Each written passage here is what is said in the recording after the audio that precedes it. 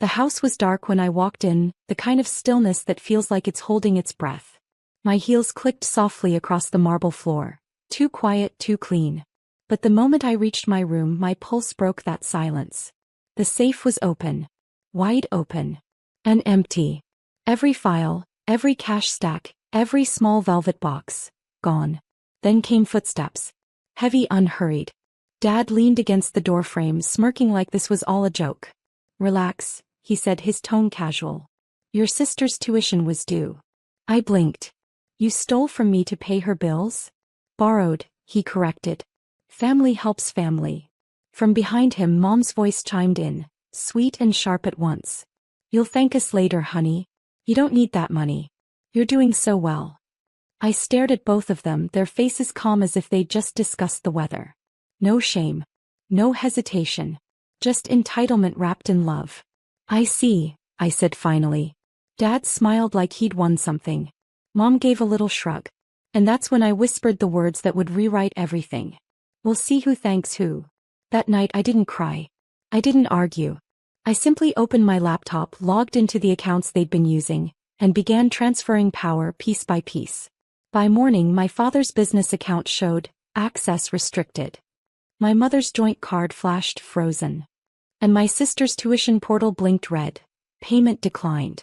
Enrollment withdrawn. When the calls started coming in, I let them ring. By noon, the family group chat exploded. By evening, my sister's voice could be heard from 2 rooms away, screaming. Dad's tone cracked under pressure. Mom's voice trembled between anger and begging.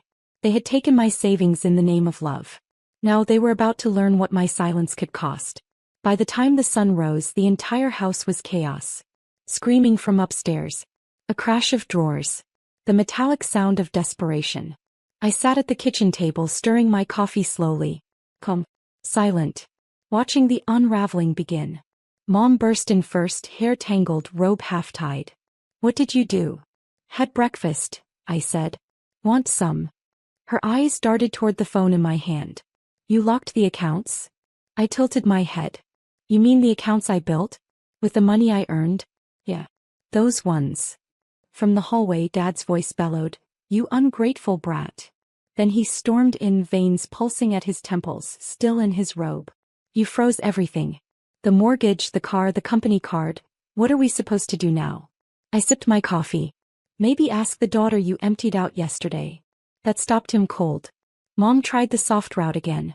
"Sweetheart, your sister's education wasn't my responsibility," I interrupted. "She has 2 parents. Or did you forget?" Dad slammed his hand on the table, rattling the mug. "We raised you. And I funded your retirement. So I'd call us even." For the first time he looked unsure, like a man realizing the ground beneath him wasn't his anymore. Then came the scream from upstairs. "My sister. What do you mean they won't reinstate me?" Mom's hand flew to her mouth. Dad's chest heaved. I stood slowly, calm as ever. "Actions have consequences. I learned that from you." I grabbed my keys, walked to the door, and paused. "You told me to thank you later," I said softly, turning just enough to meet their eyes. "Well, consider this my thank you." Behind me, I heard the sound of something breaking. Maybe a glass. Maybe denial. But I didn't turn around. Some lessons only sink in when the silence starts costing them something they can't buy back.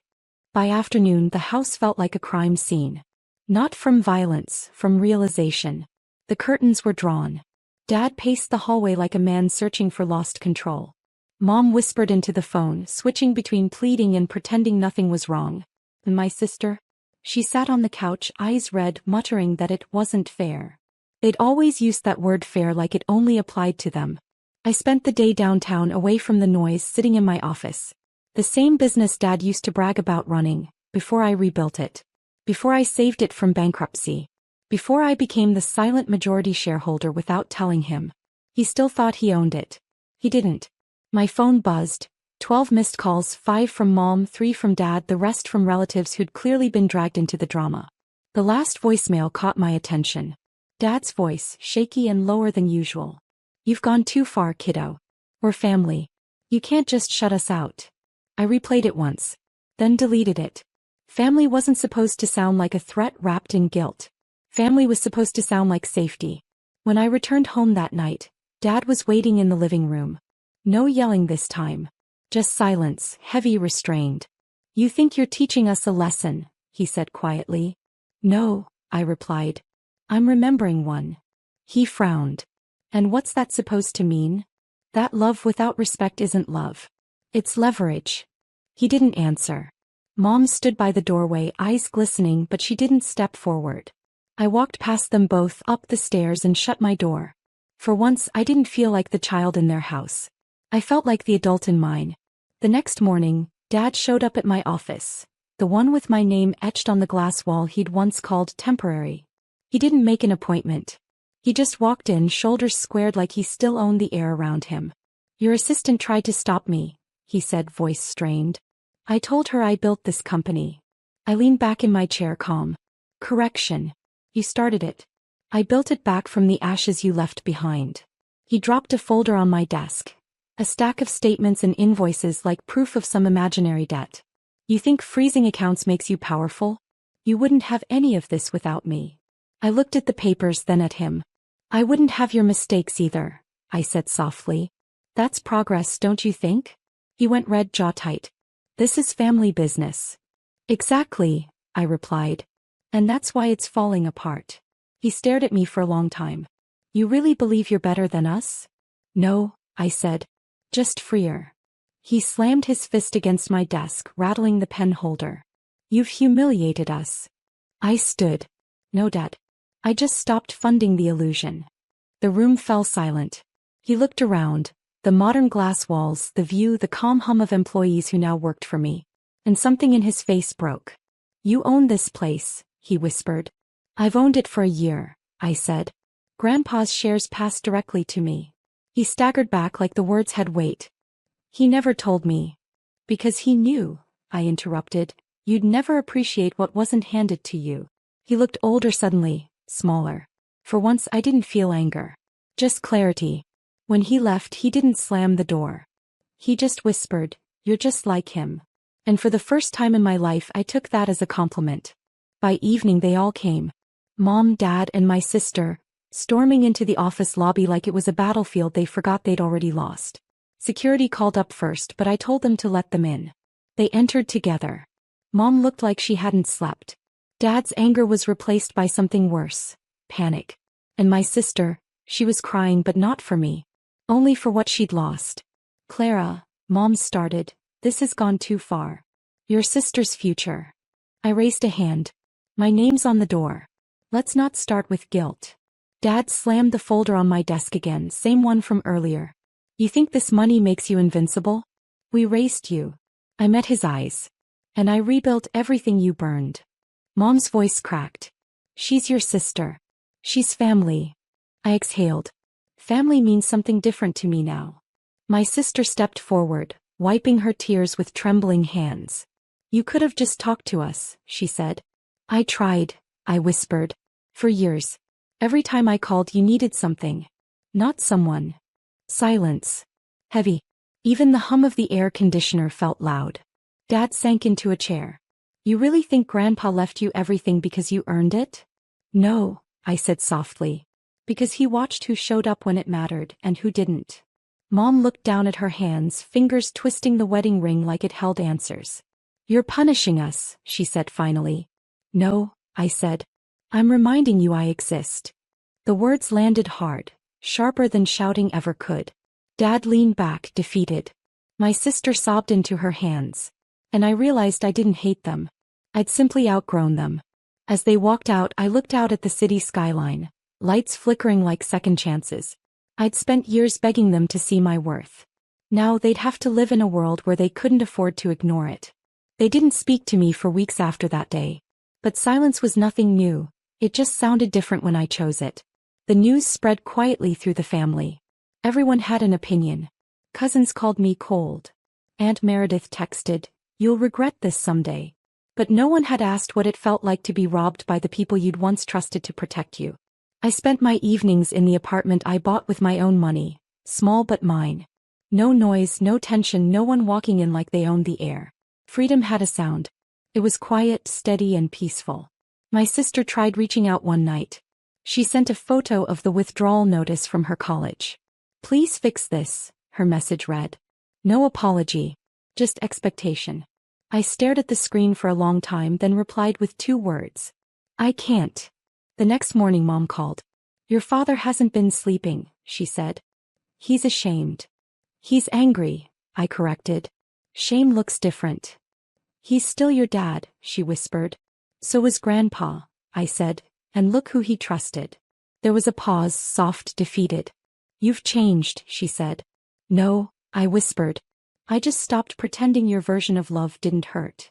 That night I drove out to the edge of the city, to the old house Grandpa left me. It was quiet there, untouched since his passing. His study still smelled faintly of cedar and old paper. On the desk sat the photo of him and me, the one he'd kept framed, the one no one else ever knew about. I set down the office keys, the business papers, the records of every account I'd reclaimed, and whispered, "You were right. Silence does cost something. But not as much as losing yourself." The house creaked softly, and for the first time it felt like peace answering back. The first sign came in the form of a call from the bank. "Your father's business loan has defaulted," the officer said. I listened in silence. The same account he used to drain my savings had gone into debt. Poetic. Days later, my sister posted on social media, her tuition delayed, her future uncertain. The same friends who once mocked me in her comments now flooded her inbox with sympathy. I didn't reply. There was nothing left to say. Mom showed up next, unannounced, the way guilt always does. She stood at my gate clutching a small box of cookies, the kind she used to make when I was little. "I didn't come for money," she said quietly. "I came because I miss you." For a moment I almost believed her. But then she added, "Your father's worried about losing the house. Maybe." I stepped back. There it is. Tears filled her eyes. "You can't watch your own family fall apart." "Mom," I said, voice steady. "You already did. I just stopped holding the pieces." Behind her, Dad's car idled. He couldn't even come to the door himself. When she left, I watched them drive off through the rain, small figures swallowed by the night. The next week, a newspaper article appeared. Local business faces lawsuit for unpaid employees. Dad's company. The same one I'd rebuilt once before. That night, I walked into my grandfather's old study again, turned on the desk lamp and opened his final letter, the one I'd read 100 times. "Let them learn, Nora. You don't have to destroy them. Life will handle that for you." And it had. I didn't need revenge. All I needed was distance and time. By the end of that month, my father's company had folded. My sister moved back home. And my mother stopped calling. The silence they once used to hurt me had finally turned on them. And I didn't need to raise my voice to be heard anymore. The house sat quiet that morning, the same way it had the night my father cut me out. But this time it wasn't loss, it was peace. I stood in the living room, holding the final copy of Grandpa's will. His words echoed in my mind like a promise. "For the child who was forgotten, everything I own is hers." For months I thought that letter was about inheritance. Now I knew it was about liberation. My family's downfall hadn't come from revenge. It came from the truth they'd ignored. Every silence. Every dismissal. Every time they looked at me and saw less. The universe simply handed the weight back. Mom called one last time. Not angry, not manipulative. Just small. "We don't know how to start again," she whispered. I closed my eyes, feeling the ache of what could have been. "You start," I said softly, "by not pretending you didn't break it." She didn't reply. Just breathed, shaky and real, before hanging up. Outside, the morning sun spread across the porch. The same place I once sat crying with a suitcase. The same light, but everything else had changed. The estate, the business, the silence, all mine now. But more importantly, so was my peace. I walked through Grandpa's study one last time. His glasses still rested beside an open book. The air smelled faintly of cedar and ink. I placed the letter back in its envelope and whispered, "You were right. I didn't need to destroy them. I just had to remember who I was before they made me forget." I turned off the lamp, opened the window and let the breeze move through the room, soft, clean, final. Then I walked outside into the sunlight, not as the forgotten daughter, but as the woman who turned silence into inheritance.